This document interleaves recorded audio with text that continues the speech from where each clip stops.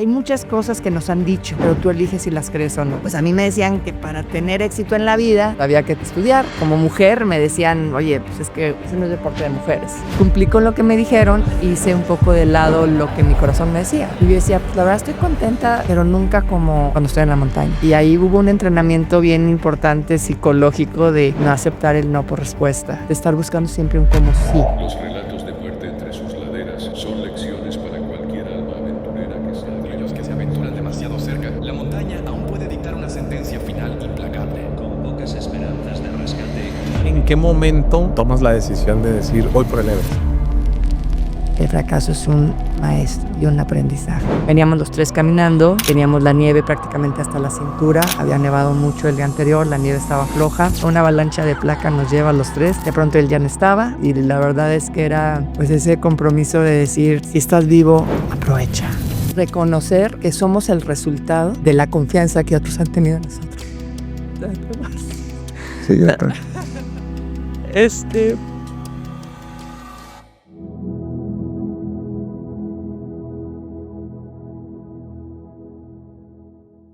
Hola, ¿cómo están, sinergéticos? Bienvenidos de nuevo a un episodio más, contentos y emocionados por la persona que voy a entrevistar el día de hoy.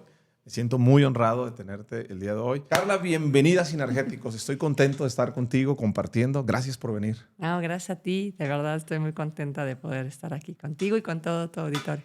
1999, estaba subiendo el Everest, 1999. Hace ya 26 años y bueno, de hecho yo estoy yendo a la montaña desde hace 35 años y bueno, en 99 es cuando alcanzo la cumbre, pero en 98 hice un intento, me quedó 80 metros de la cumbre por una circunstancia que bueno, la he contado, después de años de pedir patrocinios, de años de entrenamiento, finalmente ya estoy en la montaña, estamos subiendo y de pronto cuando estamos a menos de 80 metros para llegar a la cumbre, uno de mis compañeros me comparte que se nos olvidó la cuerda y que no podemos seguir.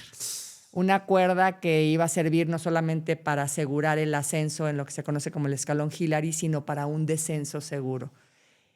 Era posible subir, sí, pero bajar sin cuerda podía costar la vida a cualquiera de los miembros del equipo, así que la instrucción fue media vuelta y ya regreso todos. Para mí fue frustrante. Porque se olvidó una cuerda.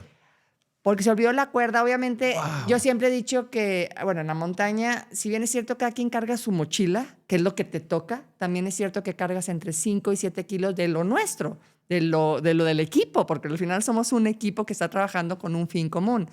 Entonces yo bajé y dije, a ver, yo hice lo que me tocaba y aparte llevaba lo mío. ¿Quién no hizo su chamba? O sea, ¿quién arruinó mi expedición? Obviamente, lo cuento muchas veces en conferencias que, pues obviamente encontramos al culpable con nombre y apellido y muchísimos apodos que le surgieron, pero pues eso no resolvió nada. Un año después, vuelvo a intentar, pero me doy cuenta que más allá de la cuerda, lo que realmente había sucedido es que, en mi caso, el aprendizaje me enfoqué tanto en entrenarme, en la técnica, en hacer bien las cosas, que la verdad la montaña me dio una gran lección y es, no basta con que hagas todo perfecto si se te olvida el de al lado y no le preguntas a ti qué te toca. Claro. ¿Y tú qué necesitas? Y ahí fue cuando dije, a ver, si se nos olvidó la cuerda o se le olvidó a fulano de tal la cuerda, pero yo no le pregunté, ¿la llevas? ¿Te ayudo? ¿Qué puedo hacer por ti? Porque al final ese pedazo de cuerda nos iba a ayudar a todos.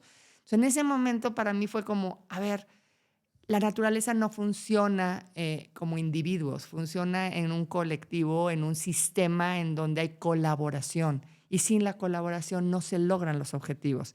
Con ese aprendizaje, un año después, ya en el 99, regreso y bueno, pues ahora vienen otras lecciones, pero también pues la satisfacción de haber conseguido la cumbre de esa montaña. ¿Qué cambió en la conversación con el equipo del 98 al 99?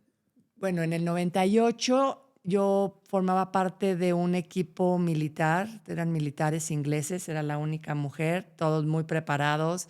Yo siempre les digo, teníamos teléfonos satelitales en aquel entonces, teléfonos satelitales, radios de alto alcance, pero no hablábamos entre nosotros. Con toda esa tecnología, lo más avanzado, pero pero no nos hablábamos, no le preguntábamos al otro, ¿qué necesitas? ¿Qué puedo hacer por ti? Y esa fue la gran diferencia. Un año después, mi equipo teníamos teníamos muy escasos recursos, íbamos muy cortos de equipo, de muchas cosas, de verdad íbamos muy austeros. Llegó un momento en que se nos acabó la comida y que casi que por donativos nos dieron algunas otras expediciones. Pero había un factor diferencial que éramos amigos y que yo tenía tantas ganas de lograr el éxito como que mi compañero la lograra. Esa era la diferencia, Jorge, que todos queríamos que el otro alcanzara la meta. Y con eso fue totalmente distinto. Se hizo un equipo, la verdad, era esa satisfacción de alegrarte por el triunfo del otro, de saber que si el otro está haciendo bien las cosas, una parte de ti también las está haciendo. Y eso cambiaba completamente pues, la lectura de lo que fue el año anterior. ¿Cómo es empezar a escalar? O sea, me voy al inicio, el amor por la montaña o sea, a ver, me pongo en contexto. Cuando me preparé para entrevistarte, la primer mujer latinoamericana, 1999. ¿Qué estabas pensando? O sea, ¿qué se te ocurrió? O sea, ¿qué pasaba por tu cabeza? Bueno, mira, la verdad es que yo soy del norte de México, que está la Sierra Madre, y pues estoy rodeada de montañas, pues, cerros, ¿no? No son montañas nevadas, ni mucho menos. Siempre me llamaron la atención las montañas. Yo lo cuento, de verdad, como anécdota. Yo soñaba con montañas nevadas. O sea, yo me veía a mí que estaba subiendo montañas nevadas desde muy niña y no había visto montaña. Yo no conocía la nieve. Y empecé pues, con los scouts a subir cerritos, etcétera. Y en aquel momento no era como muy bien visto que una niña anduviera subiendo cerros. Ahorita ya está súper de moda y es lo de hoy, pero antes era como que rara. ¿1999? No, hombre, 1980, o sea, mucho antes. Ok. Entonces era así como, ¿qué haces? ¿Por qué te quieres ir con niños? ¿Para qué quieres subir árboles? ¿Y para qué quieres hacer esto? Entonces era como la rara. Pero me encantaba estar en la naturaleza. Yo siempre he dicho que hay 3 factores muy importantes que me llevaron a la montaña. Y me gustan los retos, amo la naturaleza y me fascina el deporte. Soy súper inquieta y yo creo que era la forma en la que me canalizaban, me metían, ya sabes, a básquet, atletismo, natación, todo. Yo le entraba a todo. Pero esos 3 factores de naturaleza, retos y deporte, en un determinado momento se convirtieron en montañas, que al principio eran cerros, pero después empezaron a ser montañas cada vez más altas. Nada más que, pues a mí me decían que para tener éxito en la vida, pues había que estudiar, tener una carrera, luego una maestría, y pues si no, no eras nadie, ¿no? Entonces, pues cumplí con lo que me dijeron, hice un poco de lado lo que mi corazón me decía, hasta que empecé a escuchar esa voz interna que me decía, a ver, me iba bien, terminé la carrera de Derecho, así que igual, ¿Colega? Calego, y terminé la carrera de Derecho, me vine a trabajar a la Ciudad de México en una buena posición, pero yo decía, pues la verdad estoy contenta, pero nunca como cuando estoy en la montaña. Y yo decía, yo quiero ser feliz de lunes a domingo, no nada más el sábado y el domingo mientras estoy en la montaña. Así que renuncié a un trabajo que tenía en aquel entonces en la oficina de la Presidencia de la República por hacer lo que quería. Obviamente todo el mundo me dijo que estaba loca. Claro. O sea, ¿cómo se te ocurre? ¿Qué tal? Yo quiero darme la oportunidad de hacer lo que realmente quiero, porque todo el mundo me diga que estoy mal. Y lo hice y se me feliz. Sigo haciéndolo, de hecho. Entonces así empieza. ¿Qué edad tenías cuando tomaste esa decisión? 26. ¿Te costó trabajo? Me costó trabajo porque pues, había que comer. Sí. Y la verdad es que pues, te acostumbras a tu sueldo, te acostumbras a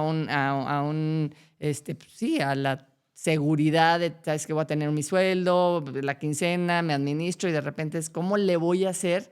Porque yo tenía que pagarme mi renta, mi comida, etcétera. Entonces, lo que hice fue que ahorré prácticamente el 50% de mi sueldo durante 1 año y medio para poder realmente decir, ya con lo que tengo, voy a vivir otros 2 años. Claro que me duró 6 meses, ¿verdad? Mi matemática no era muy buena, pero finalmente dije, en ese momento no estaba casada, no tenía hijas, dije, si no me hago caso a mí ahorita, no sé cuándo va a ser. Y pues sí me la jugué y la verdad es que creo que fue la mejor decisión que he tomado en mi vida. ¿Qué pasó después de esa decisión? ¿Qué pasó después de esa decisión? Pues empecé a buscar cómo podía aplicar los conocimientos que tenía. También estuve trabajando en la Secretaría de Economía antes de trabajar en presidencia. Entonces pues dije, ¿cómo puedo de alguna manera hacer un vínculo entre lo que yo hacía, que era... trabajaba en lo del Tratado de Libre Comercio, negociaciones comerciales internacionales, y veíamos mucho lo que tenía que ver con la normatividad, con el ISO 9000, que en ese momento estaba de moda, toda la normativa, la mejora continua, cómo podías llevar un registro, etcétera. Sí. Entonces, lo que hice fue hacer una analogía con la montaña. Y de esa manera empecé a dar cursos en empresas y a trabajar para poder poner eso que yo amaba al servicio de. Ok, empezaste a hacer la analogía de la montaña. Oye, qué interesante. Sí. ¿En qué momento tomas la decisión de decir, voy por el Everest? Bueno, ese es aquí. ¿En el cuento? En uno de los cuentos, sí. No, bueno, voy a la montaña más alta de América, sube la Aconcagua, y estando en el Aconcagua, bueno, para mí era el gran reto. Pues la montaña más alta de todo el continente, casi 7,000 metros, ya es una altitud en la que te permite descubrir si tienes la capacidad o no de adaptarte a la falta de oxígeno, a los cambios de presión atmosférica, etcétera. Y cuando logro esa cumbre, bueno, yo estaba feliz que no podían quitarme la sonrisa de la cara, y regreso a Saltillo, regreso a mi tierra, y tenía una necesidad muy grande de compartir. Entonces me voy a un campamento de verano a trabajar con niñas. Yo convencida que tenía algo muy valioso que enseñar, sí. Y la realidad es que pues, la maestra resultó ser una niñita de 7 años. Cuando yo les empiezo a decir que subí a la Aconcagua, que es la más alta, que ellas podían soñar lo que quisieran y lograr lo que quisieran, una niña me pregunta que cuál es la más alta del mundo. Yo le digo que es el Everest. Subimos un cerrito y cuando llegamos a la cumbre, esta chiquita se emociona, levanta las manos y dice, esto es como el Everest. Y yo dije, ay, pobre, y venía cansadita. Sí. Pero en su emoción, la verdad le dije, pues no, yo nunca he ido. Y se traumó. O sea, haz de cuenta que se me quedó viendo como, qué chafa. O sea, mi maestra no es buena. O sea, dice que sueñe cosas grandes y luego no sube la montaña. Y me dice, ¿cómo que no has ido? Ya le digo, ahí fue una conversación, pero la lección vino 2 o 3 días después. Le dije a esta chiquita, como lo más rápido, ¿no? O sea, como buena norteña, fue, mira, el Everest hasta el otro lado del mundo, el boleto de avión cuesta un dineral y yo no tengo lana. Entonces dijo, no se habló más del asunto, pero a los 2 o 3 días se acerca Sofi y me dice, ya sé lo que vamos a hacer, te voy a dar mis domingos para que puedas ir al Everest. ¡Auch! La que se suponía que le iba a enseñar cosas grandes era yo, y una niñita de 7 años me estaba diciendo, pues haz lo que me estás diciendo, ve por lo grande, sueña cosas grandes, etc. Y la verdad me conmovió mucho que me ofreciera sus domingos. Para mí fue, híjole, la clave del confío en ti. Yo siempre he dicho que el líder es, y que bueno, mi definición de liderazgo la aprendí de esa niña. El líder, tú sabes, hay miles de definiciones, sí. Y que si el que inspira y que el que tiene la visión y el que hace el pegamento del grupo, bueno, miles. La mía me la enseñó Sofi, y líder es el que tiene la capacidad de ver tu esencia y te invita a potenciarla. Esta chiquita, al decirme confío en ti, me estaba diciendo confío todo, te doy lo que tengo, mis domingos, pero haz lo que tienes que hacer porque creo en ti. Y la verdad es que pues ahí fue donde empecé. Ahí fue cuando dije, pues sí, digo, ya había subido otras montañas en el Himalaya, ya había hecho el Aconcagua, había varias montañas en Sudamérica, pero empezó la preparación para decir, voy por la más alta del planeta. Y pues a tocar puertas, y a conseguir patrocinios, y hacer muchas cosas, y finalmente ahí empieza. Pero era como buscando esa congruencia, ¿no? De decir, pues sí, si yo estoy diciendo que se vale soñar, pues hazlo. Habla desde tus hechos, no con palabras. Son tus hechos los que hablan de ti. Y para mí el que esta chiquita me dijera que confiaba en mí era...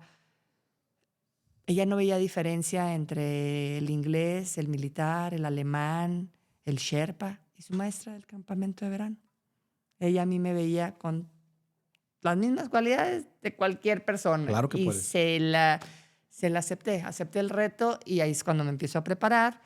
Empiezo pues ahora sí que a entrenar aquí en nuestros volcanes, te digo, en Sudamérica. Voy al Himalaya también para medirme cómo iba a ser mi primer 8,000. Hago mi primer 8,000 en 96 sin oxígeno para también ir viendo cómo me adaptaba, etcétera.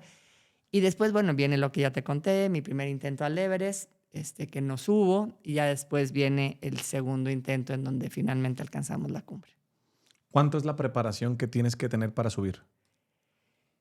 Mira, física, la verdad es que yo siempre hice deporte. Y yo sé que cualquier persona que ha hecho deporte, en un año te puedes entrenar físicamente. Pero yo lo que siempre he dicho es que hay una diferencia entre un atleta que sube la montaña y un montañista. Okay. El montañista es una persona que tiene horas montaña. Porque no es lo mismo que seas muy rápido, que estés muy fuerte. Digo yo, hay gente que de repente me dice, oye, llévame a la montaña y acaban de correr el maratón y no pueden. Porque son otros músculos y es otro tipo de preparación. No es lo mismo ir caminando que llevar una mochila pesada, etc.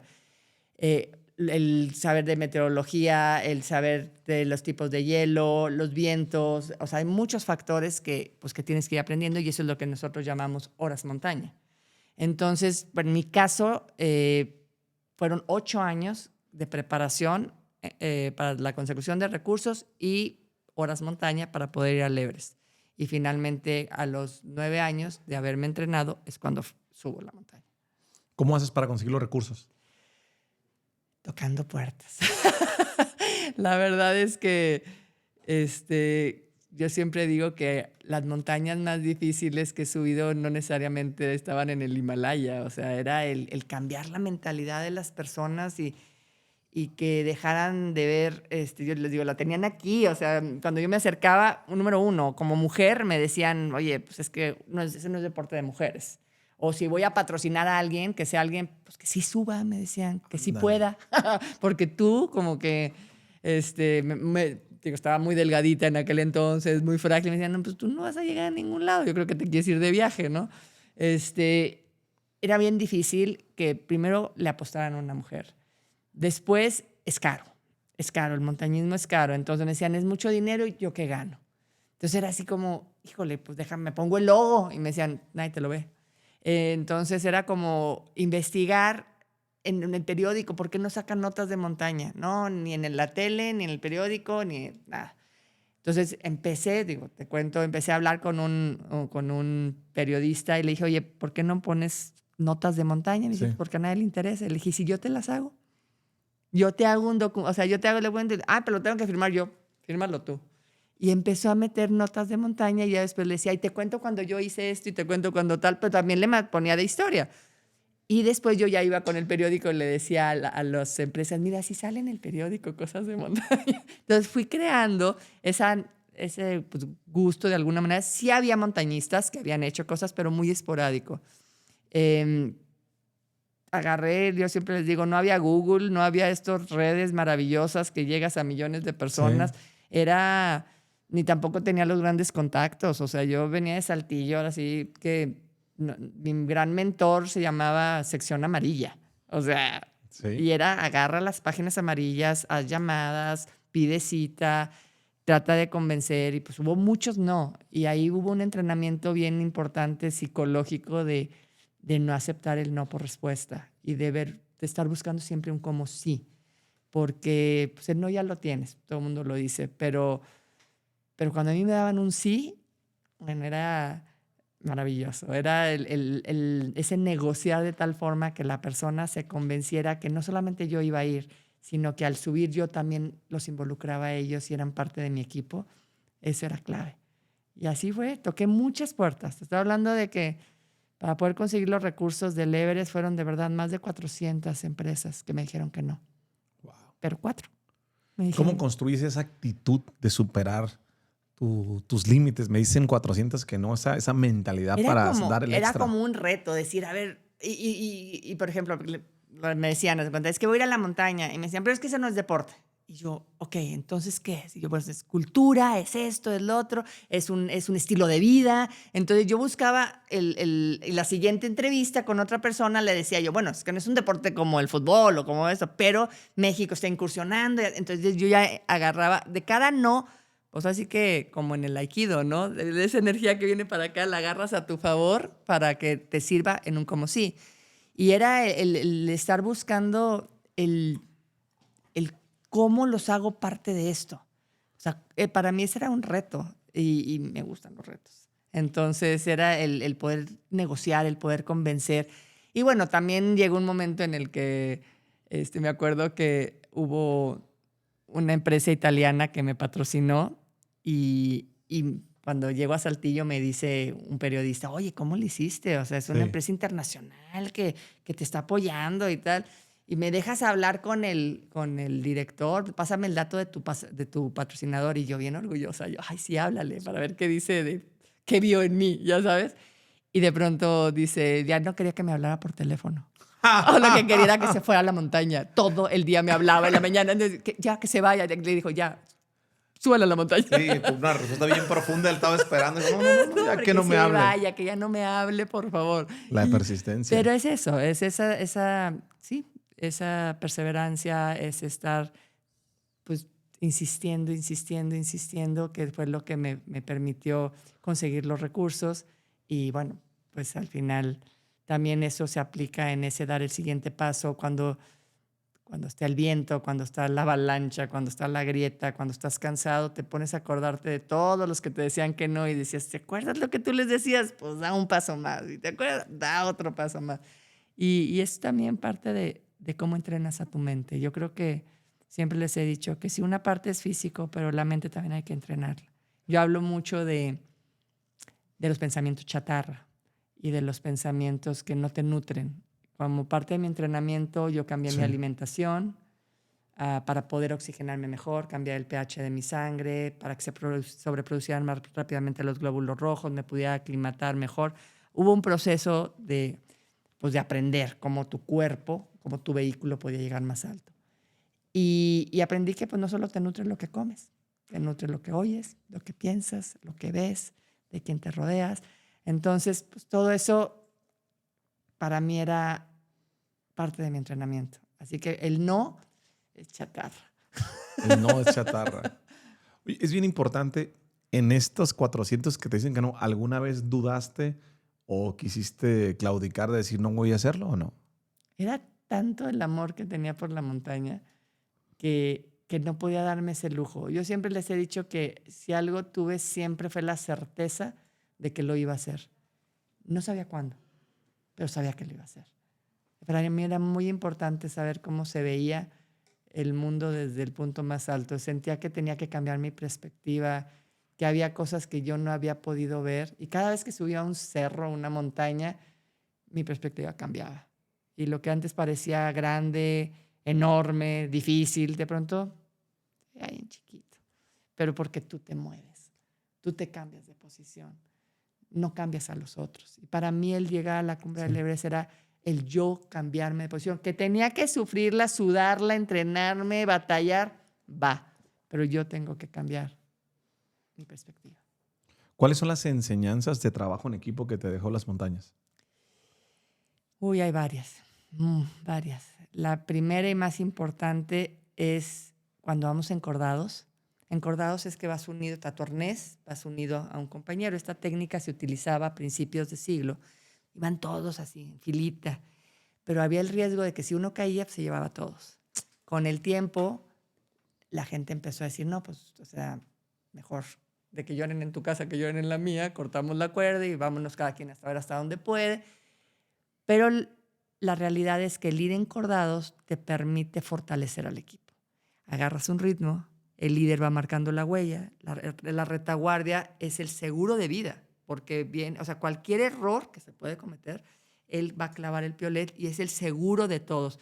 Los de en medio van manteniendo ese ritmo y lo que permite eso es que juntos te vas fortaleciendo. Y esa línea, esa cuerda, más allá de simplemente un mecate o un cordón, es una conexión en donde te reconoces que tú eres parte del otro y que si tú avanzas, permites que el otro avance y que si el otro está avanzando y crece, tú creces. Sí. Y entonces empiezas a ver las cosas de forma diferente, en donde te empieza a dar mucho gusto que el otro logre, porque Porque si el otro logra, tú logras, y si tú estás creciendo, también permites que alguien más crezca. Eso es, yo creo que una de las más importantes.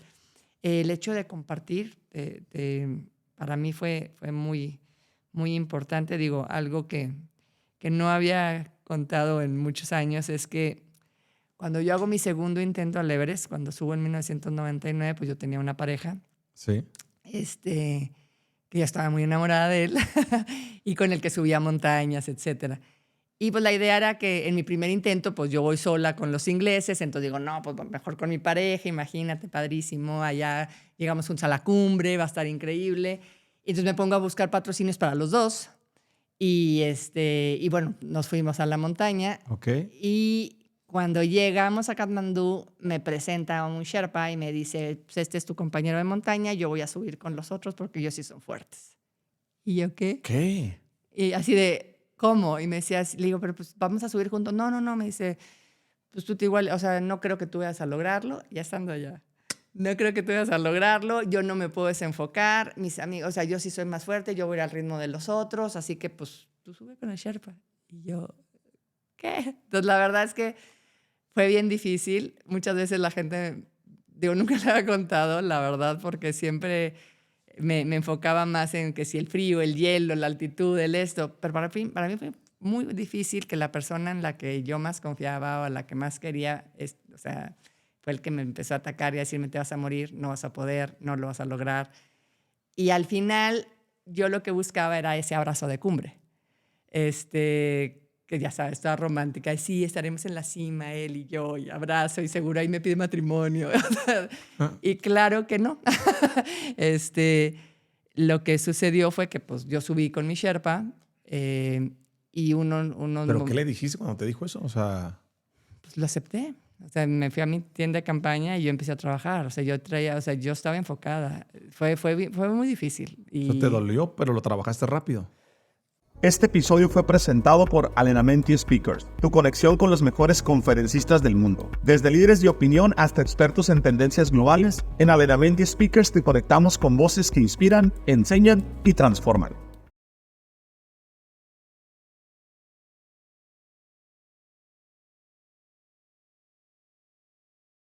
Pues lo trabajé. No sé si qué tan rápido, pero no me iba a distraer eso. O sea, no me iba a distraer. Obviamente, el ideal era que estuviéramos juntos en la cumbre. Ese era mi sueño. Pero hay algo que aprendí y es que hay que respetar. Cuando la persona no quiere avanzar contigo, hay que saber reconocer que está en su derecho. A fin de cuentas, él no sube, yo logro la cumbre, él se queda, él no alcanza la cima, pero aquel sueño del abrazo de cumbre que yo tenía, pues me lo dio otro compañero, que me esperó 1 hora y media para recibirme en la montaña con ese abrazo de cumbre que yo siempre he dicho que fue lo que me enseñó que de nada te sirve llegar muy alto si estás solo y si no tienes con quién compartirlo. Al final, yo recibí mi abrazo. Qué bonito, me dieron ganas de llorar. ¿Qué es el abrazo de cumbre? El abrazo de cumbre es ese reconocer que somos el resultado de la confianza que otros han tenido en nosotros. Sí, yo también. De la paciencia, de la confianza, de la fe que nos han depositado. Y que de alguna manera, cuando lo compartes, esa parte va a estar quien tenga que estar, pero al final somos parte de un todo. Y es como, para mí el abrazo de cumbre es cuando volvemos a reconocernos que somos uno y que tú no puedes ser ese. Entonces, no te lo puedes dar a ti. Lo que te decía hace un rato, tú no puedes ser el resultado último de tu propósito en la vida. No veniste nada más a poner palomita a todas tus metas. No puedes ser tú el fin último. Tienes que tu espejo, tu compañero, tu amigo, tu hermano, tu padre, tu madre, lo que tú quieras, es lo que te va a permitir reconocerte en tu capacidad de dar, de amar, de ser, esa alegría. Entonces, para mí siempre ese abrazo de cumbre hablo de el multiplicador, es lo que multiplica. Y para mí, el poder compartirlo con mucha gente, el poder reconocer que todos queremos ese abrazo cuando después de nuestro esfuerzo, para mí, yo siempre he dicho, o sea, que ese abrazo de cumbre, digo, me lo dio Ever, mi compañero argentino, pero yo siempre he dicho que para mí fue como si Dios lo hubiera puesto ahí para recibirme con los brazos abiertos y decirme, lo hiciste, ahora sí, esto tiene que servir para algo más. ¿Qué sientes cuando te dan ese abrazo? La verdad es que como ya no me lo esperaba, o sea, Sí. lo anhelaba, pero como la persona ya no subía conmigo, no me lo esperaba. Entonces cuando me dan ese abrazo, la verdad es que fue como un gran regalo. Yo pensé que llegar a la cumbre iba a ser así como, ya sabes, lo logré, tal, y sí, wow. Y fue como, gracias, o sea, gracias que no llegué sola, gracias que hubo gente que creyó en mí. Y de verdad, me puse a agradecer. Yo decía, bueno, ni en 10 años termino de dar gracias. Prometí volver al Himalaya a los 10 años. Y en esos 10 años que trabajé con personas, que empecé a ir desde con campesinos, con mujeres en escuelitas, en reclusorios. O sea, yo decía, la gente tiene que saber que se pueden hacer las cosas. Y después con grandes empresarios en toda Latinoamérica, en Europa, etcétera. Ya ha sido, ya se exponenció. Pero cuando regreso al Everest, la verdad es que para mí el trabajo con los chavos, con los jóvenes es muy importante. Yo dije, ya no basta solo con contarles, hay que llevarlos a la gran maestra que es la montaña. Y ahí empieza Fundación, que empiezo a trabajar con chavos y llevarlos a la montaña. ¿Por qué es la gran maestra? Porque, bueno, de hecho, Chomolungma, que es el nombre tibetano, o Sagamartha, en nepalí, es la diosa madre de la tierra. Es el nombre que le dieron los tibetanos. Es un lugar sagrado. Y es de donde los hielos y los glaciares del Himalaya son de donde emana todo el agua, el deshielo, que nutre a muchos poblados y a muchas civilizaciones. Es la que da, la que te da todo. Y pues la montaña nos enseña eso, que hay que dar, que desde la generosidad, desde el dar, recibes, que mucho no es el que más tiene, sino el que menos necesita, y el que tiene la capacidad de reconocer que no necesitas tanto es cuando puedes desprenderte de muchas cosas. Y eso nos enseña la naturaleza. Cada otoño se suelta para volver a resurgir. Se regenera, colabora. O sea, por eso es la gran maestra. Yo siempre he dicho que todo lo que no aprendí en la escuela me lo enseñó la naturaleza. Y la verdad es que es tan fácil porque solo necesitamos observar y estar ahí. Y nos tienen la paciencia para que si sabes observar y sabes preguntar, te va a dar la respuesta de lo que quieras. ¿Qué es un compañero para ti?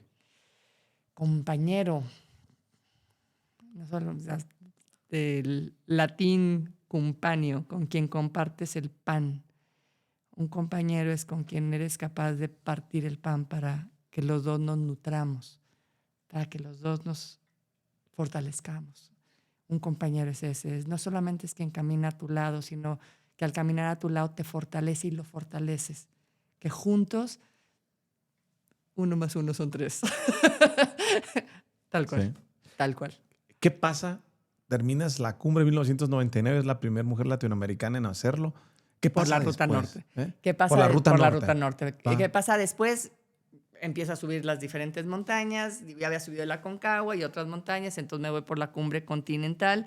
Me voy después al Monte McKinley, que está en este cuentito, el sol de medianoche. Y después viene del Monte McKinley, nos vamos al Elbrus, que es la más alta de Europa, al Kilimanjaro, la más alta de África. Después yo tenía pensado perfectamente hacer las 7 cumbres y luego ya tener a mis hijas, ya me había casado. Pero ahora sí que uno propone y Dios dispone. Entonces yo ya tenía 5 cumbres y me faltaban 2, y en eso me faltaba Antártica, el Monte Vinson y el Carstens en Oceanía. Y pues me embarazo Y Ok. yo decía, le digo a los patrocinadores, es que yo creo que la voy a tener que posponer porque ya no me va a caer el traje de pluma, o sea, ya no me va a cerrar con Sí. la panza. Me dijeron, me apoyaron. Pensé que iba, o sea, de verdad, lo que pensé fue ya no me va a caer el traje, pero cuando tienes a tu bebé al lado, dices, o sea, ¿cómo me voy a ir? O sea, antes yo tomaba riesgos, pero dejar a mi bebé de 10 meses y me fui a la montaña pensando en cuántas mujeres todos los días tienen que dejar a sus hijos en guarderías, por ir a trabajar y que les duele igual que a mí me estaba doliendo dejar a la mía. Y yo dije, ¿sabes qué? Esto va por ellas. Va por todas las mujeres que tienen que dejar a sus hijos porque tienen que salir adelante. Y yo esto lo hago por gusto, ya sabes. Y hay Sí. mujeres que de verdad lo hacen por necesidad. Y lo que hice fue que me llevé la fotografía de mi hija. Eso fue algo... Siempre he subido a las montañas porque me gusta ver, te lo comenté, Sí. como la perspectiva. En Antártica, menos 56 grados, visibilidad cero, no veía nada. Todo era blanco. O sea, podía estar en un cuarto blanco y ya se cuenta, no más que frío. Y lo único que vi fue la foto de mi hija. Y a lo mejor era lo único que tenía que ver. Ahora la perspectiva cambiaba. Había que prepararnos más, entrenarnos más, porque había una personita que me estaba esperando. Entonces regreso y ya Valeria tenía 11 meses cuando regresé. Y después iba ya por la última montaña, por conflictos bélicos en Papúa Nueva Guinea, donde estaba ubicada la pirámide del Carstens. Se cancela, fue un lío conseguir los permisos, muchísimas cosas. Viene mi otra bebé, y entonces ya tenía 2 bebés y me faltaba una montaña. Y finalmente en el 2005 se abre la oportunidad y me voy al Carstens y con eso se concluyen las 7 cumbres. Y ya yo con 2 chiquitas. ¿Cómo es la preparación mental?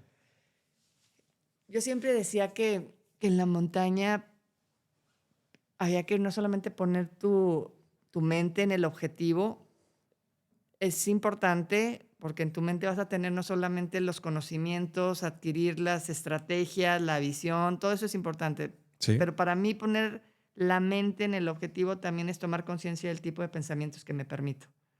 Cuáles me nutren y cuáles son chatarra. Para mí ese elegir y ese discernir entre si lo que estoy pensando me ayuda o lo que estoy pensando me rezaga o me autoboicotea.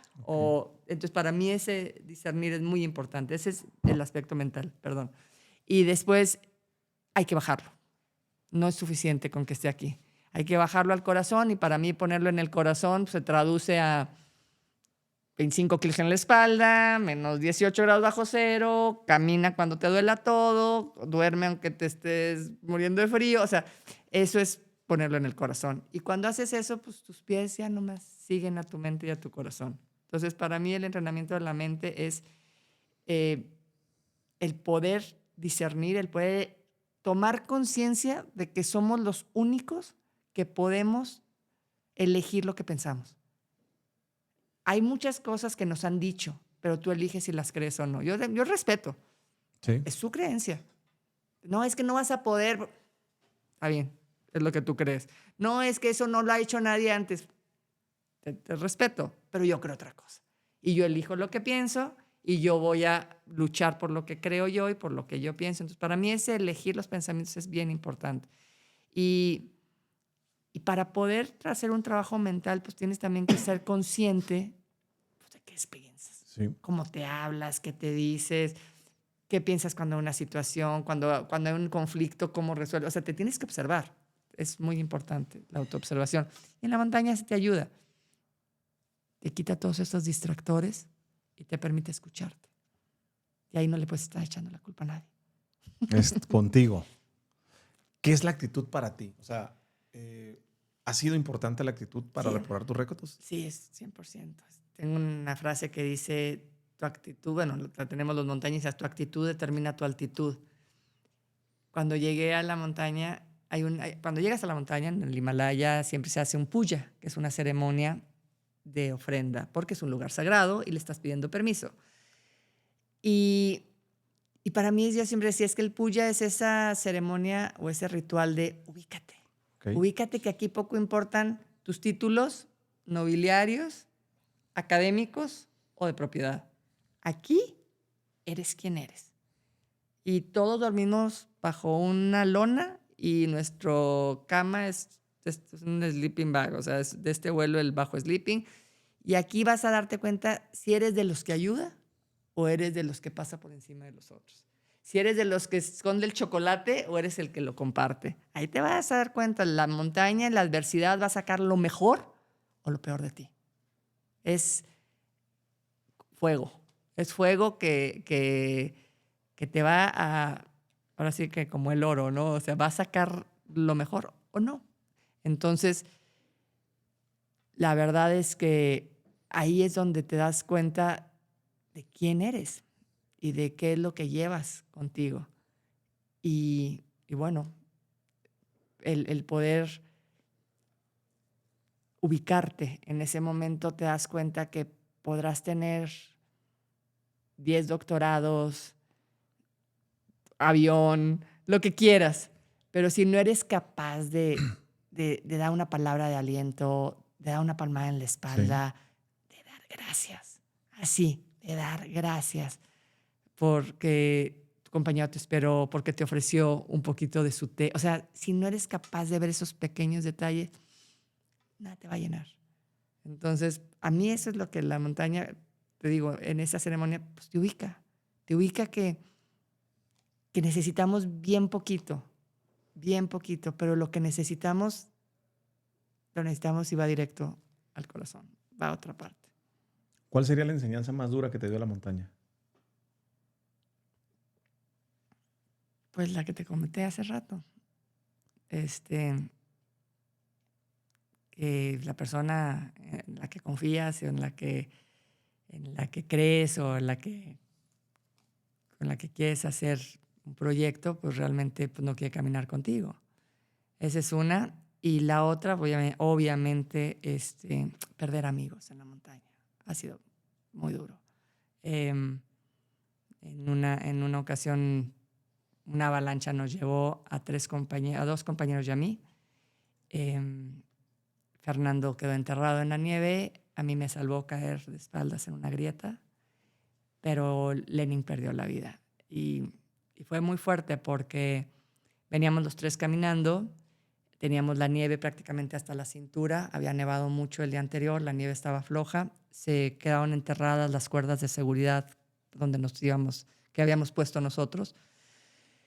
Y en ese momento Fernando venía abriendo huella, Lenin venía en medio, yo venía atrás y Lenin le dice, te veo cansado, déjame te ayudo. Y en el momento en el que él se abre un poco para irse adelante, en ese momento una avalancha de placa nos lleva a los tres y él pierde la vida. Entonces la verdad es que fue bien fuerte porque digo, híjole, es que lo último que escuché de Lenin fue, déjame te ayudo. Y de pronto él ya no estaba, lo buscamos, lo enterró la avalancha y nosotros estábamos vivos. Y la verdad es que era pues ese compromiso de decir, si estás vivo, aprovecha la vida. Porque mucha gente me decía, ay, no te da miedo, mejor ya no subas porque te puedes morir. Y yo, pues es que yo veo gente muerta en el día a día, o sea, que están vegetando, que no aprovechan, que no se dan cuenta de la gran oportunidad que es levantarte y ver y escuchar y caminar y no, o sea, se la pasan quejándose. Cuando hay gente que está con sueños, luchando y que lo único que dice al final de sus días es déjame te ayudo. O sea, es como quién es el que está vivo y quién no. Entonces, bueno, pues ha habido pérdidas, ha habido cosas fuertes. ¿Cómo es que te pega una avalancha? Estoy tratando de imaginármelo visual. Bueno, lo que pasa es que vas caminando, la nieve te lleva hasta la cintura. De película, pues ya ves las películas, se ve y te avisa el Hollywood. No, bueno. Es que es diferente. Lo que pasa es que, logras, ya cuando conoces, hay ciertas zonas, hay cierta pendiente, hay ciertos colores en la nieve también, en donde sabes que por la pendiente que hay, por el color, por si hubo nieve floja o no, hay la posibilidad de también ahora con el calentamiento global, el deshielo también está provocando muchas avalanchas. En ese caso, nosotros salir caminando, veníamos en una pendiente, pero la acumulación de nieve floja Y al pasar nosotros por ahí fue lo que provocó. Pero esta era una avalancha de placa. O sea, lo que sucedió fue como si nos quitaran el tapete y eso hizo que al quitarnos el tapete se viniera toda la nieve floja encima que estaba. Hay otras en donde se desprenden los seracs, que son, o sea, hielos de muchos miles de años. Y al desprenderse uno, pues bola de nieve. O sea, se cae un pedazo y es interesante. Pero mucha gente me preguntaba, ¿y cómo le haces cuando hay una avalancha? Y yo, pues es que no le haces, es prevenir. Es saber dónde hay las avalanchas para no estar ahí. Tratas de evitarlas. En nuestro caso, no había manera de evitarla porque era el camino. Pero el punto fue la acumulación de nieve del día anterior. ¿Y tú por qué te salvaste? Porque caí en una grieta. Caí de espaldas en una grieta. O sea, en el momento en que nos lleva, o sea, nos sacude, yo pierdo el balance, me voy de espaldas, llevaba una mochila muy pesada, eso me amortiguó, pero, o sea, no se veía la grieta. Entonces yo caigo, Lenin se va. Y al caer yo empiezo a caer así en el vacío y dije, ya me maté. O sea, te juro que dije, no, ya me maté. Caigo, pues eran como, no sé, 4 o 5 metros de caída, así golpeándome, pues en un agujero, como una grieta. Y yo dije, no, ya estoy muerta. O sea, de veras pensé que ya estaba muerta. Se me caen los lentes, me golpeo, tal. Y de pronto abro los ojos y veo así la luz, ya sabes, a todo lo que hay. Yo, es la luz de la que hablan. Sí, la luz. Te lo juro. Y dije, sigue la luz, o sea, ya te moriste. Pero me dolía todo. Y yo, ay, pues como que para estar muerta duele. Entonces empiezo a hacerle así y veo sangre de la cabeza que me pegué. Y me preocupo por mis compañeros. Entonces, cuando vi sangre, yo, ¿dónde está fulano? Yo, Fernando, Lenin. Empiezo a gritarles. Fernando me contesta, Lenin no. Y Fernando estaba arriba. Fernando estaba arriba. A él lo enterró la avalancha arriba. A mí caigo en la grieta y el Lenin lo sacó. 30 centímetros de distancia entre uno y otro. Destinos totalmente distintos. Entonces, bueno, la verdad es que al final, pues esa es una de las más fuertes. ¿Y encontraron a Lenin o ya no lo encontraron? No. O sea, hay mucha gente que se pierde en la montaña. Sí. De hecho, bueno, ese es un proyecto, pero ya veremos. Es que estoy en contacto con la familia de él y a lo mejor hacemos algo en esa montaña el próximo año. ¿Que años después pueden ir a buscar a las personas? Los cuerpos se conservan. Ok. Los cuerpos se conservan, o sea, intactos por el frío. Hay una pues, creencia en la montaña, en esta región de los Himalayas, en donde te dicen que si mueres en la montaña es porque la montaña te eligió como guardián. No debes de tocar el cuerpo, por eso hay tantos cuerpos que están ahí. Ahorita ya son tantos, por ejemplo, en el Everest, que ya los están bajando, pero pues antes no te arriesgabas por bajar a un cadáver, te arriesgabas por un vivo, para salvar la vida a alguien, no para bajar, ahora sí que toneladas de peso, la rigidez cadavérica y aparte bajar, o sea, es muy fuerte. Pero se conservan perfecto. Cuando pasa eso, ¿ya eras mamá? No, todavía no. No, ahí estaba soltera, todavía. Sí, no. Obviamente no te casaste con la persona que eligió un camino distinto, ¿verdad? No estamos hablando para tus hijas, ¿verdad? Para estar en la misma sintonía. No, todo fue mejor después. Qué bonito.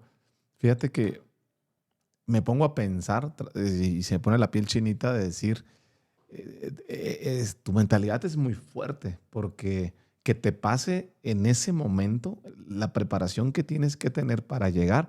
Si a veces me imagino, con todo el flow y te pasa algo en ese momento, a lo mejor la decisión era, espérate, ¿no? Porque yo no me voy a distraer. Y me pongo a pensar en esta analogía con la muerte de un amigo tuyo. Sí. ¿Regresaste a la montaña? Bueno, en ese momento cuando muere Lenin, nos quedamos ahí en la montaña unos días, pero lo que pasa es que después murieron otros 2 compañeros y nos retiramos de la montaña. Subimos hasta cierta altitud, pero no hice cumbre en esa montaña. ¿Y mueren otros 2 más? Entonces, la verdad, ahí sí también hay que saber hay una cosa en la montaña que se conoce como fiebre de cumbre. La fiebre de cumbre es una obsesión en donde la gente dice, yo voy a subir aunque me muera. Y logran a veces las dos. Y no se trata de eso. O hay quien te dice, pues no me importa si me amputan la mano. O sea, la gente se obsesiona porque era... En aquel entonces, ahorita ya es un poco diferente, mucho diferente, pero en aquel entonces muchas personas buscaban las primicias nacionales, ellos eran los primeros, los que abríamos ruta, no ibas con todo, no te resolvían, nosotros lo hacíamos, nosotros íbamos, nosotros colocábamos las cuerdas, nosotros trabajábamos la ruta para poder hacerlo. Esa montaña yo iba con un equipo de rusos y de Georgia, y la verdad que pues era bien pesado porque nosotros hacíamos la chamba. Entonces, cuando mueren estas personas, pues era también ya el equipo ya se había debilitado muchísimo y el único fracaso en la montaña pues es no regresar. El viaje es de ida y vuelta. Mucha gente cree que el triunfo es la cumbre. La cumbre, lo lograste. No, es bajar en estilo, como decimos nosotros, completo, sin que perdiste a un compañero, sin eso. Entonces, en ese momento era reconocer que la montaña ahí está, ahí se va a quedar, podemos regresar, regresamos después, pero en ese momento también hay que tener la humildad de decir, la montaña es la que dice cuándo sí y cuándo no. ¿Qué es más difícil, subir o bajar? Bajar. Cuando vas de subida, yo siempre les digo, en la vida y en la montaña, cuando vas para arriba, no, hombre, no te detiene nadie, vas con todo, estás enfocado, y a veces no administras bien tus recursos, tu energía, tu fortaleza, etc. Llegas a la cima, no, bueno, ya sabes, el héroe, no sé qué, lo logré. Y yo les digo, la falta de oxígeno afecta allá y aquí también, se te sube, ¿no? Y te empiezas ahí a marear y creerte que te hicieron a mano. Pero hay que bajar. El 90% de los accidentes son de bajada, lo que significa que se accidentan los buenos. Los que lograron, los que triunfaron, se accidentan. ¿Por qué? 1, se confiaron. 2, no reservaron energía para bajar. O también en el ascenso dieron tanto que se les olvidó que había que regresar. Porque ahí no van por ti ni te van a estar esperando para celebrarte. Entonces, hay que saberte medir. Y yo siempre les decía, lo hemos platicado con algunas empresas, cuando es el retiro, el qué vas a hacer después, el cómo vas a regresar. Y bueno, me acuerdo que una vez comenté esto con una empresa, de que no, es que hay que bajar. Y bueno, el director brincó, ya sabes, no, decía él, nosotros nos quedaremos en la cumbre. Y yo, pues se va a morir, porque allá no hay oxígeno. Y bajar no significa retroceder, significa que todo ese aprendizaje que adquiriste, lo compartas. Porque de esa manera, cada vez que alguien sube, un pedacito de ti volvió a estar en la cumbre. Sí. Así funciona. Y así es la naturaleza también. Así es la naturaleza. O sea, no estoy diciendo nada así como que, se lo sacó de la manga. Así pasa. Todo lo que va a nutrir el fruto del siguiente año es lo que permitió que cayera este. Así que hay que bajar también. Y para mí ese bajar es volver a las bases. No es retroceder, es desde dónde subiste, desde dónde te movió, cuáles fueron tus valores, etc. Eso es lo que... ¿Cómo manejas el miedo? El miedo. El miedo, hubo etapas diferentes. Al principio, así siendo bien honesta, era aquella jovencita rebelde de no tengo miedo, el miedo es mental, ya sabes, así de, y no, yo puedo y tal. Después pasaron muchas cosas y obviamente la realidad te va diciendo, sí hay situaciones en donde a mayor conocimiento se reduce el miedo. A mayor preparación es como a mayor iluminación, menos oscuridad, tal cual. En la medida en la que tienes más conocimientos, te das cuenta de que pues no funciona por aquí, por acá sí o por allá. Vas viendo más opciones y tu horizonte se amplía. el miedo que en un primer momento me pudiera frenar, aunque según yo, ya sabes, el reto y tal, después se volvió mi aliado. Y de hecho, estaba platicando aquí con alguien de tu equipo que cuando yo bajo el Everest, la primera vez que no subo, la prensa me decía así de, ¿por qué no subiste? ¿Se te congeló algo? ¿Hubo avalancha, tormenta? ¿Se te apareció el Yeti? Y yo así de... El Yeti. Así yo, el Yeti, o sea, el monstruo, o sea, es el abominable hombre de las nieves. Pero pensando justo en lo que me preguntas ahorita, por eso lo traigo a colación, aquí en este cuentito justo digo conociendo al Yeti en el Monte Everest. Sí. Porque es justo el Yeti, es ese monstruo de nuestros miedos. Que a veces pensamos que es lo que nos va a pasar, que esto, que lo otro. Pero si lo abrazas y si te das cuenta que es tu maestro, ese miedo que está ahí para enseñarte, que te está retando o que te está desafiando para que salgas de tu zona de confort y aprendas algo de ti, se vuelve tu aliado. Y el miedo, pues así lo manejo, con mucho respeto, pero como mi aliado. El miedo es un gran aliado. ¿Te tocó ver personas que iban a la montaña que el miedo los paralizó para no seguir avanzando? Muchos.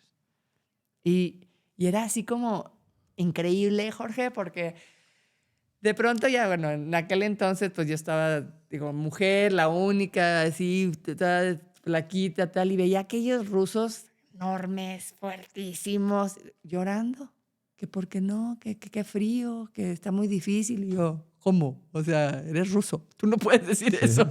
O sea, pero me daba cuenta que no eran estos físicos impresionantes, así musculosos y tal. Parte mental. O sea, en el momento en que se rendían acá, de nada servía estos músculos y estos fuertes hombres rudos, resistentes, entrenados. Ahí se quebraban. Varios. Autosabotaje, mucho. Miedo, mucho. Mucho. Sí hay. ¿Cómo tomas decisiones bajo presión? Pues lo que pasa es que, digo, esto me lo enseñó el papá de una amiga que es piloto militar. Sí. Y él hablaba de que siempre había que tener perfectamente claro dónde estaba el botón de emergencia para poder salir de la nave, ¿no?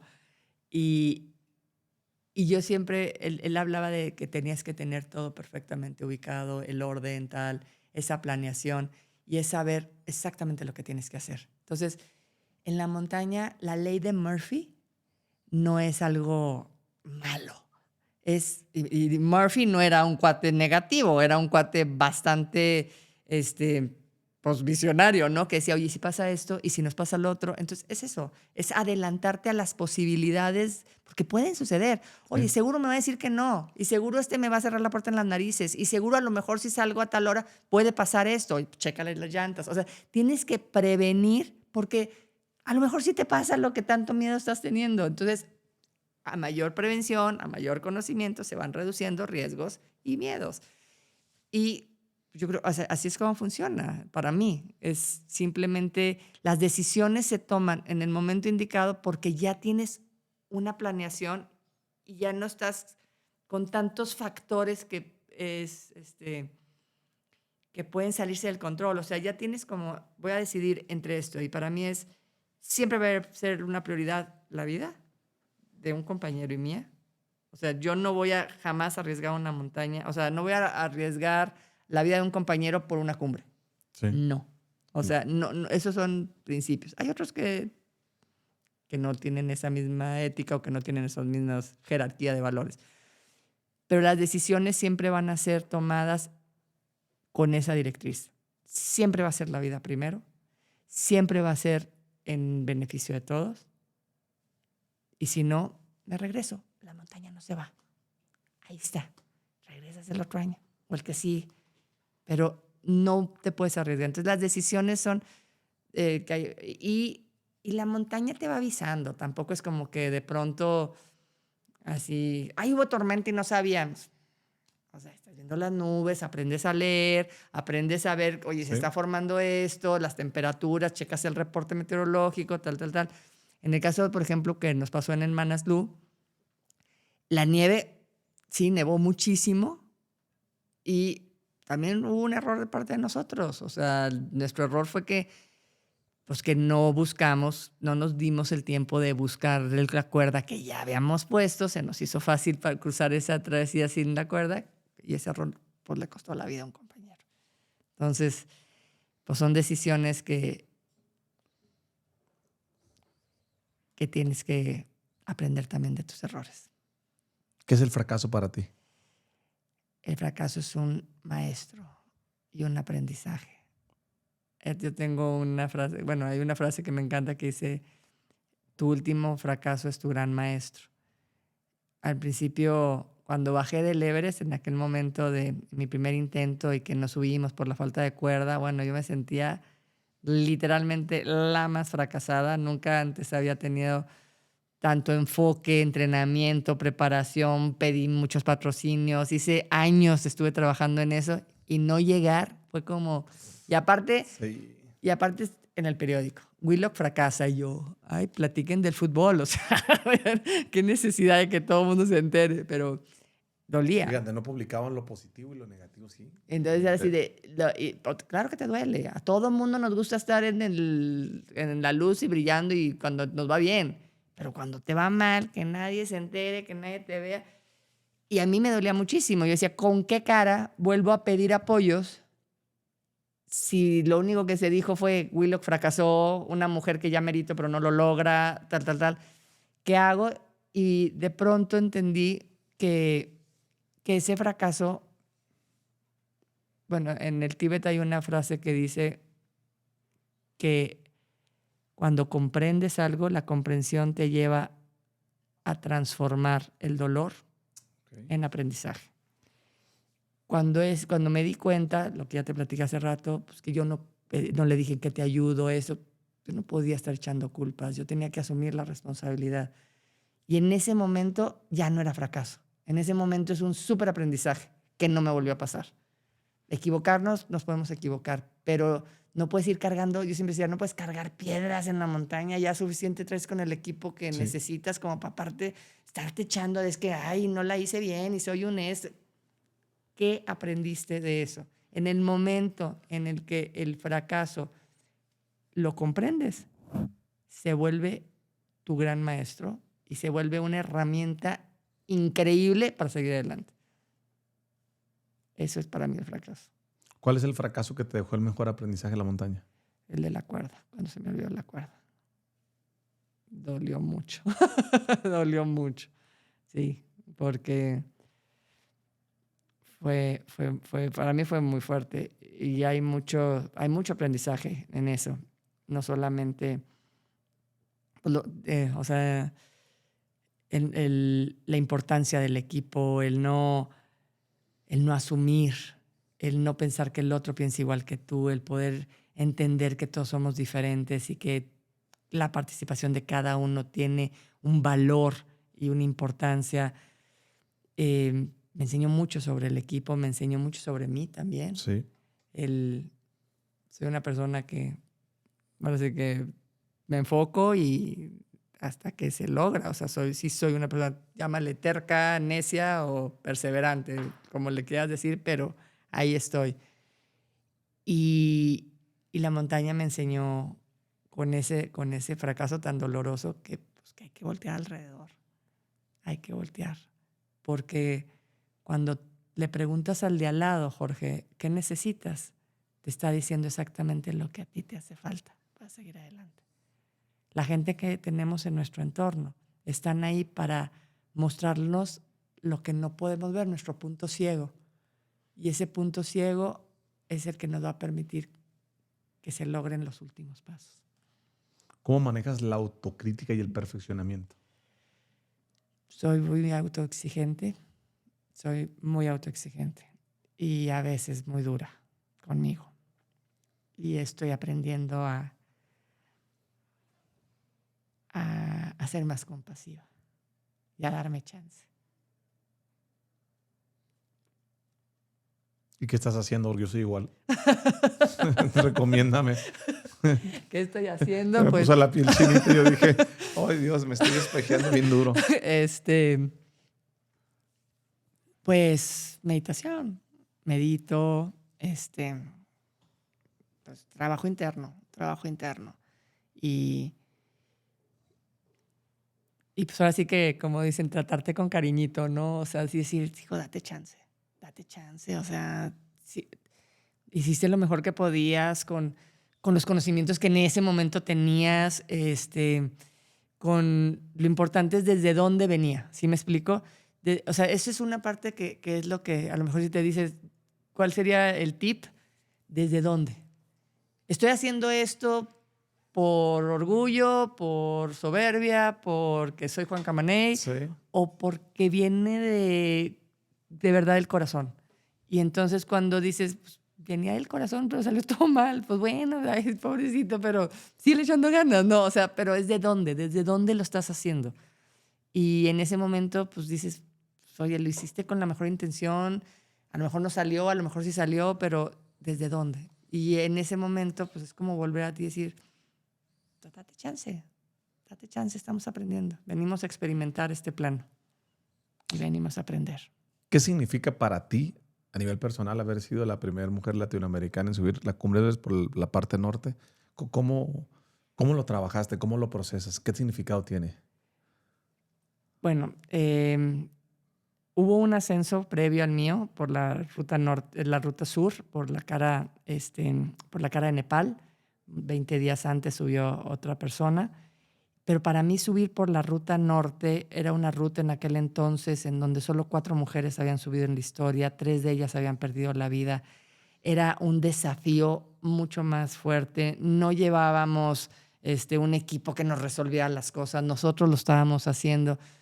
Para mí subir en el estilo en el que lo hicimos, por la ruta en la que lo hicimos, como una primicia femenina, la verdad era no solamente, obviamente, personalmente una gran satisfacción, pero también era como mucho agradecimiento de decir, vivo en un país en donde se me dan oportunidades, vivo en un país en donde sí pude trabajar, en donde sí pude estudiar, en donde sí puedo hacer lo que amo, y de alguna manera me encantaba la idea de que fuera México el que tuviera esa primicia, porque también había como toda una cascada de Latinoamérica volteando a decirles, vamos, o sea, las mujeres podemos hacer estas cosas. Para mí fue como un regalo, pero también una gran responsabilidad.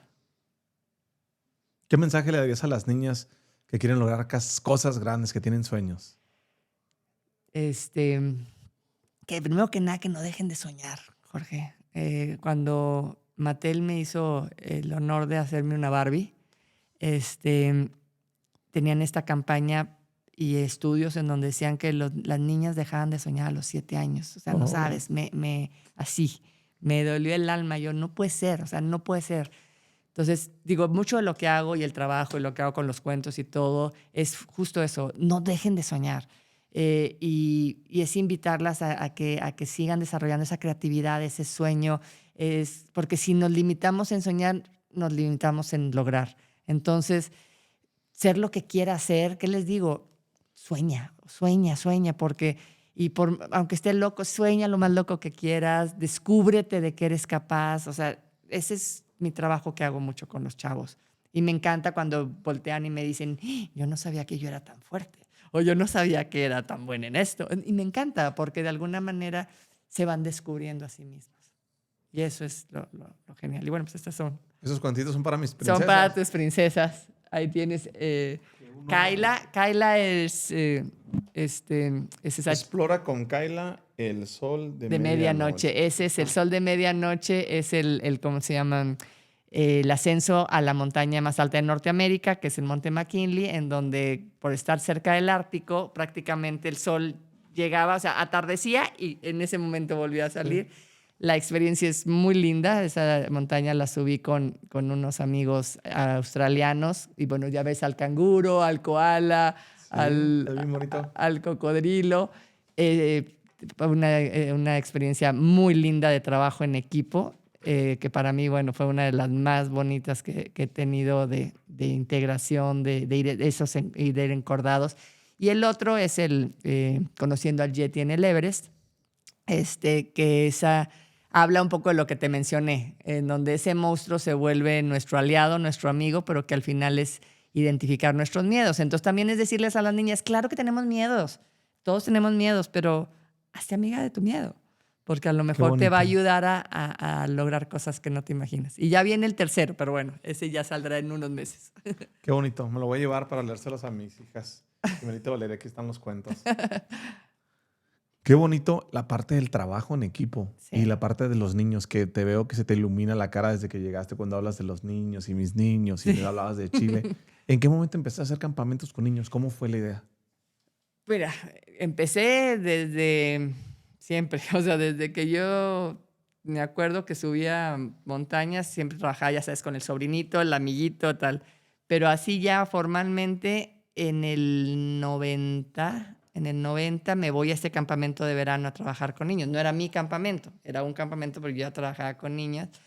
Y en el 2009, cuando regreso 10 años después de haber subido el Everest y que digo que ya no basta con platicarles a los chavos, sino con llevarlos a la montaña, es cuando empiezo Fundación, la fundación que lleva mi nombre, en donde la idea era, primero que nada, enamorar a los chavos de la naturaleza.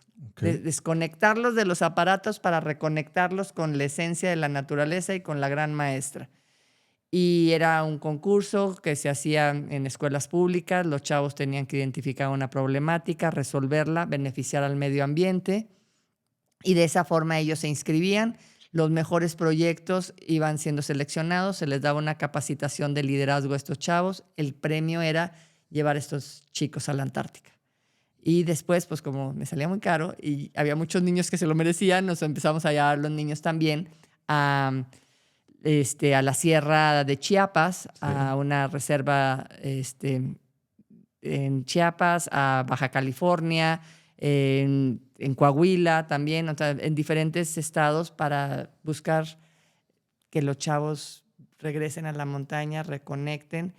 Y cuando no solamente reconectan con ellos mismos y con la naturaleza, sino también con sus compañeros y que se vean de otra forma. Entonces, pues ese es el trabajo que hacemos y pues muy contenta porque ya mis egresados pues ya crecieron, entonces ahora son mis compañeros de montaña. ¿Sigues subiendo a la montaña? Sí, claro, me voy al rato. Estoy feliz, ¿sí? En un rato más tomo el avión y me voy a la montaña. ¿A dónde te vas? Me voy a Chamonix, a Suiza. O sea... Sí, estoy feliz porque justo eran, cuando era niña eran las montañas con las que yo soñaba. Entonces, para mí regresar allá, digo, acabamos de estar en el Himalaya en abril, cada semana subo 1 o 2 veces al Nevado o a la Balista. Pero ¿qué edad tienen tus hijas? 23 y 21. ¿Y les gustó las montañas o no les gustó? La verdad es que se agobiaban un poco al principio porque todo el mundo les decía, y cuando tú subas la montaña, cuando tenía 6 años, mi hija mayor, así casi llorando, me dice, mamá, es que yo no quiero ir a la montaña, me dice, hace frío, y yo no quiero, yo quiero bailar ballet, y yo, no tienes que ir a la montaña. Entonces ahí yo dejé de presionar, dije, hagan un deporte, y cada quien escogió un deporte, un instrumento musical, y años después, ellas me lo pidieron. Dije, no, sí quiero ir contigo. Ya han ido las dos conmigo a la Antártica y al Himalaya. Pero me acompaña. No es como que les encante. Hoy que has subido las 7 cumbres más altas y que sigues yendo a la montaña, hoy, ¿cuál es tu satisfacción más bonita de hacerlo? Porque sabes que me dio sentimiento. Ando sensible por algo que me pasó hace 2 días, pero te veo disfrutarlo, ¿sabes? Sí. O sea, ¿sí viste yo cómo se le... o sea, te gusta. Me amo. Es que es como mi recarga. O sea, es mi recarga. La verdad es que puedo estar trabajando de verdad así de agotada, Jorge, de que ya no puedo, de que ya no aguanto. Y me dicen mis amigas, ¿y qué vas a hacer mañana? Y yo, me voy a ir a la montaña. Y me dicen, o sea, no puedes ni moverte. Y yo, es que es como llegar a conectarme. Ahí es donde de verdad... Es maravilloso y cada vez que pienso en la montaña es eso, es ver la grandeza, es volver a esa gratitud, es reconocer la pequeñez, es volver a lo básico y me llena, o sea, me conecta muy fuerte. Y no, o sea, cuido mi alimentación, sigo entrenando porque no quiero dejar de estar ahí. Y Y la verdad también trabajar con chavos y con jóvenes a mí me llena muchísimo porque ahora sí como sinergéticos no te llenan de energía y es maravilloso. O sea, hacer lo que amas es maravilloso. O sea, como dicen, cuando haces lo que amas no vuelves a trabajar en tu vida. Amén. ¿En qué momento empezó tu carrera como speaker, la parte de conferencista? Cuando tenía que comer. No te creas. No, la verdad es que... No, pues como te conté, como renuncio a mi trabajo formal y ya no había sueldo y tal. Entonces, no, me encantaba... Yo daba clases, a mí me gusta mucho dar clases. Yo siempre me vi como profesora. O sea, desde chavita, de cuenta que... ¿quién va a suplir a la maestra de plastilina 1 en kinder? Yo iba y daba dibujo yo y catecismo yo. O sea, me encantaba estar y explicar y me encanta. Y cuando renuncio y cuando sí tengo que comer y trabajar, pues es cuando empiezo a decir, bueno, ¿cómo le hago con lo que he aprendido, pero que les guste y que la montaña y tal? Sí. Y ahí empiezo pero en escuelas. Empecé en escuelas públicas, empecé con niñitos y empecé, te digo, con campesinos y con gente sentándome a ver, cuéntanos, y yo les platicaba y después ya pues me empezaron a pagar poco a poco y después, bueno, tuve la verdad un buen mentor que era el director de una empresa que me decía, a ver, pues, léete este libro y a ver, dime cómo me va a ayudar porque yo necesito. Y me ayudó mucho a poder aterrizar en un desarrollo organizacional los aprendizajes que yo tenía en la montaña. Digo, yo lo había hecho más o menos con lo que te conté, pero él me ayudó muchísimo. Entonces, siempre digo que es el Thompson College. Es Cristóbal Thompson, un gran amigo hoy, que me enseñó muchísimas cosas.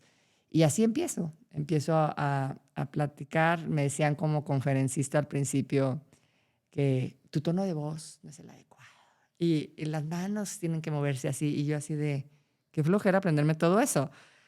Y alguien me dijo, Carla, háblales de corazón a corazón y ya está. Y dije, esa sí me gusta. Ese soy yo. Con esa funcionó.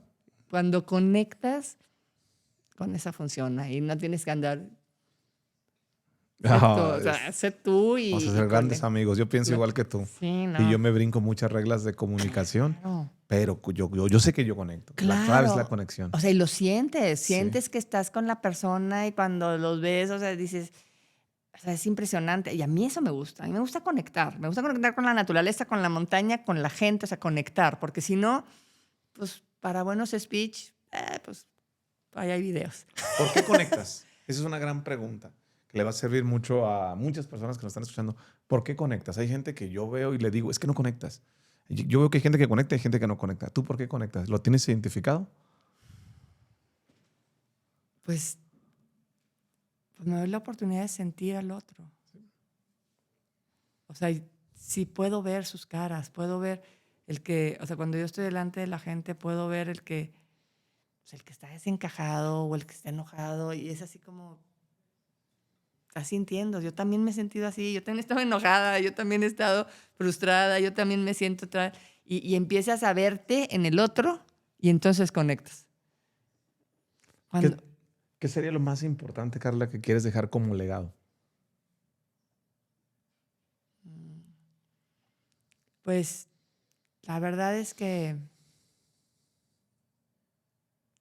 siempre dicen que nadie te va a preguntar si llegas al cielo o a lo que cada quien crea, pues cuánto ganabas o cuántos coches te compraste o qué reloj usabas. Te van a preguntar cuánto amaste y cuánto dejaste en los demás. Eso. Con eso. Si pudieses volver al pasado, ¿qué harías diferente? Si pudiera volver al pasado, ¿qué haría diferente? Nada. No haría nada diferente. Porque todo lo que hice, de verdad, lo hice pues como Dios me dio a entender, en el momento en el que estaba. Y lo hice pues de corazón. Entonces, no digo que todo salió bien, ni que siempre fui... O sea, no, pero yo creo que pues lo hice como pude Y eso también es parte de lo que hablábamos hace rato, de darnos chance. Sí me equivoqué y me he equivocado un chorro. Y he cometido muchos errores y he hecho muchas cosas que a lo mejor podría querer cambiarlas, pero si las cambio, quizás no sería lo que soy hoy. ¿Tienes alguna frase que te repites cuando las cosas se ponen difíciles? ¿Tienes algún mantra o algo? ¿Alguna frase favorita que puedas compartirnos? Un paso más, una cumbre más. Para mí ese es, en el día a día, es un paso más. Porque me acuerdo del ya no poder avanzar y es de un paso más. Solo uno. Es que tal la situación. Un paso más es también unido al que ya te dije, el éxito que se comparte se multiplica, la alegría que se comparte se multiplica. O sea, para mí esas dos son claves. Pero es eso, es como un paso más. Un paso más, un paso más, un paso más. Un paso más. Puede ser una cumbre. O sea, ese pequeño esfuercito, ese extra. Cuando cumples con lo chiquito, digo, eso lo aprendí de mi mamá, que era muy detallista, y ella me enseñó que cumpliendo lo ordinario es como se logra lo extraordinario. Entonces, para mí ese un paso más es cumple con lo que te toca aquí y ahora, con ese chiquito. Y entonces se va a lograr lo extraordinario. A lo mejor nadie lo ve, a lo mejor nadie te aplaude, a lo mejor nadie está ahí, pero cuando cumples esas cosas chiquitas, se logra lo extraordinario. Entonces, para mí es ese. No es tan complicado. Esto más recordar que la belleza de lo grande está en la pequeñez. Tal cual. Claro, tú has tenido charlas TEDx, has estado en entrevistas, en muchos foros, te han hecho mucho, hay mucho material tuyo, eso me di cuenta yo al hacer mi investigación. Me siento, la verdad, muy contento de conocerte en persona. Le saludo a mi amigo Adrián por hacer la conexión. Ay, sí, Adrián. A mí me gusta mucho cuando nos hacen estas conexiones de 1 más 1 es igual a 3. Pero, ¿cuál sería la pregunta que aún no te han hecho, que te gustaría que te hicieran por dejarle un mensaje a la audiencia, por compartir? La pregunta que aún no me han hecho.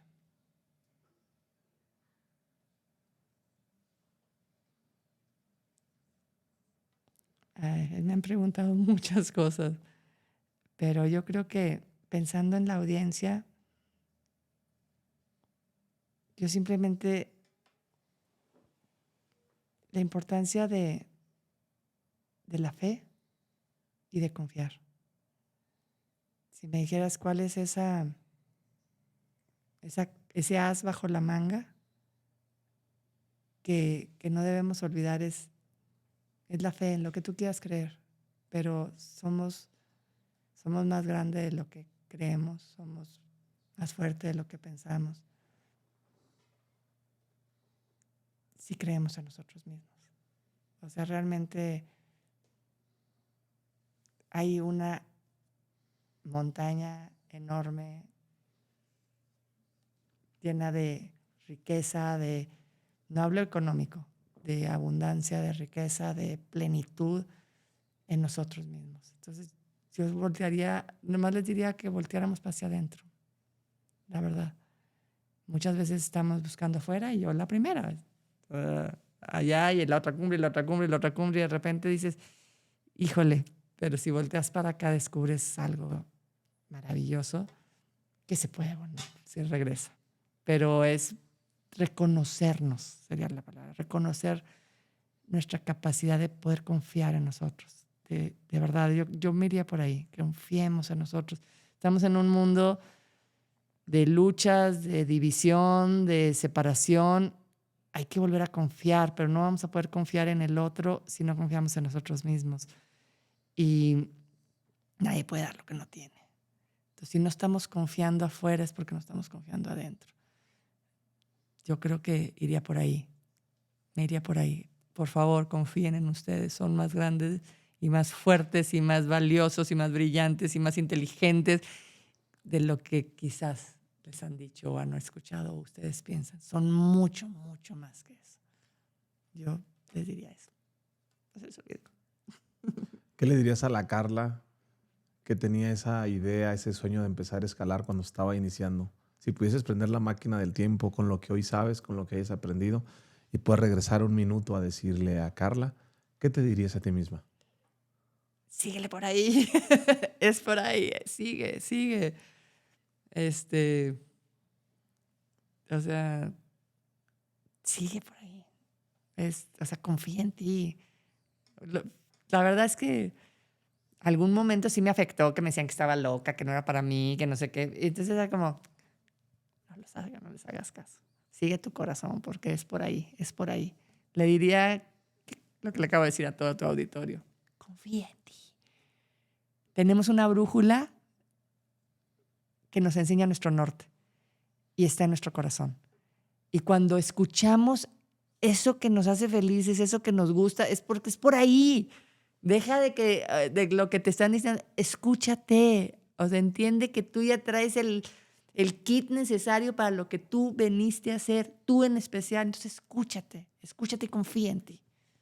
Confía en ti, por locura que parezca para muchos. La verdad, no es tan complicado, pero eso les diría. A mí en un principio, pues sí, quizás yo también dudaba o yo no sabía si podía y tal. Y fue como empecé a querer creer en mí, me di chance y gracias Dios por toda la gente que puso a mi alrededor y que confió y que me apoyó y que me enseñó. Hay mucha gente. Yo siempre digo que a pesar de que en la cumbre siempre es la foto de una persona, ¿no? Que está en la cumbre.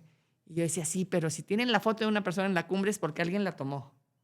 Y porque hubo otro que puso la cuerda. Y hubo otro que puso la escalera. Y hubo otro que hizo eso. Entonces, Sí. hay mucha gente que a lo mejor no sale en la foto, pero ahí están. Y el poder reconocer que somos el resultado de la confianza, de la fe, de la paciencia, lo que otros hicieron por nosotros, eso cuenta muchísimo. Entonces, pues yo me quedo con eso. ¿Cuál es el tip? Compártenos. ¿Por qué tienes el cabello tan bonito? ¿Por qué se te hacen esos rizos tan bellos? Vas a ver, ¿ah? No, ya les dije, el tip es que cuando vas a la montaña, te haces trencitas y no te lo lavas. Y pones un poquito de aceitito nada más, pero no te lo lavas. No, la verdad es que no puedes estártelo lavando tanto. Bueno, a mí me funciona. Pero Es bueno. que a todo el equipo le llamó mucho la atención, especial a las chicas. Y yo fue lo que me llamó la atención. Dije, oye, qué bonito se te hace así, o sea... No, pues es que me lo cuido con las trencitas y pues la verdad sin lavar ayuda. La naturaleza ayuda. ¿Qué significa para ti 1 más 1 es igual a 3? ¿Qué se te viene a la mente cuando lo escuchas? Me da todo el sentido y se me hace parte de lo que ha sido mi vida. O sea, la verdad, o sea, se me hace un icono perfecto de un aprendizaje de más de 30 años en mi vida. O sea, la verdad es que me parece excelente. Somos más que el resultado de dos. O sea, juntos hacemos más, creamos más, nos nutrimos más. O sea, así funciona. Sí. Y me parece como súper genial el icono, porque es un buen recordatorio. Es un buen recordatorio. Quiero decirte, Carla, que ha sido uno de mis episodios favoritos en casi 430 episodios. Wow. Tienes un talento bien bonito. Conectas, o sea, he llorado como 3 ocasiones, estoy sensible. Me has dejado un mensaje muy bonito. En esta etapa de mi vida andaba buscando una respuesta hace como unos 3, 4 días y la he encontrado, ¿no? Las palabras. Me preparé mucho para el episodio, en temas de forma, ¿no? Pero en el fondo es muy evidente que disfrutas lo que haces. Y creo que es un mensaje bien bonito para dejarle a la audiencia. Hay gente que no disfruta lo que hace y hay que aprender a disfrutar. Se te nota, sí, no sé si ustedes lo puedan percibir, o sea, pero se te nota un brillo en tu cara, te ríes, o sea, estás así, no estás en una pose desde que llegaste, estás así bien y es bien gratificante conocer personas con esa energía de esa fuerza de la naturaleza, decir, oye, si todos somos parte de lo mismo, ¿no? Así es. Así es, y la verdad es que te agradezco muchísimo, me encantó compartir contigo y con todo tu auditorio y espero que esa semillita de mostaza, de esa así chiquitita que pudiéramos haber quizás depositado de fe en nosotros mismos, florezca en todos ustedes. Así será. Quiero hacerte una última pregunta. Dígame todo. Si te ponen esta cámara con traductor incluido y te dicen, El mundo te escucha. Radio, televisión, redes sociales. Todo el mundo te escucha solamente un minuto. ¿Cuál es tu mensaje para el mundo? ¿Qué dirías? Les diría gracias. Gracias porque todo lo que he recibido es parte de lo que todos somos. Gracias por estar, por ser. Y les invitaría a que cerraran un segundo los ojos y que respiraran y que reconectaran con su corazón. Eso les diría, porque eso es lo que necesita esta humanidad para volver a ser lo que realmente somos. Las 7 cumbres, tu libro. ¿Para quién lo recomiendas? ¿Quién tiene que leerlo? ¿Quién tiene que leerlo? Cualquier persona que tenga sus propias montañas personales y que esté en cualquier etapa de su vida, porque ese libro es desde la jovencita profesionista que tenía que renunciar y descubrir hacia dónde ir, la mujer que quiere compartir con su pareja, después la madre, y siempre las montañas como marco de aprendizaje que creo que puede servir, porque todos tenemos montañas, y no estoy reclutando montañistas, pero cada reto, cada desafío y cada meta personal es una gran montaña. Creo que les puede gustar y servir. Carla, mi segundo libro se llama Llama la Atención. Es un libro de marca personal. Tú tienes una gran trayectoria, tienes una gran marca personal de ya varios años y has logrado varias cosas importantes. Me gustaría que me compartieras, me gusta hacer esta pregunta, un tip de marca personal. ¿Por qué hoy Carla Willock tiene la marca personal que tiene? Uno, para mí, para la audiencia. Bueno, para mí, crear una marca personal era crear una marca premium. Yo, a pesar de que tenía a veces que conseguir patrocinios y muchas cosas, no me vinculaba más que con marcas premium. Y era cuidar tu marca. Y tu marca eres tú y es tu palabra. Para mí, yo, si me lo resumo, es tu palabra es tu marca. Son tus valores. Y lo que tú dices es cumplir y dar siempre un poquito más. Es eso. Si me dices cómo creé mi marca, la creé de esa forma, queriendo pensar en que si había marcas como de relojes Elite, de coches Elite, de tal, yo decía, algún día yo voy a hacer una marca premium porque voy a cuidar todos esos detalles de tener palabra, congruencia con mis valores y esa ética. Todos tenemos montañas, me encanta. Carla, agradezco mucho nuevamente. Familia, acuérdense que compartir es bueno. Nos vemos en el siguiente episodio. Saludos.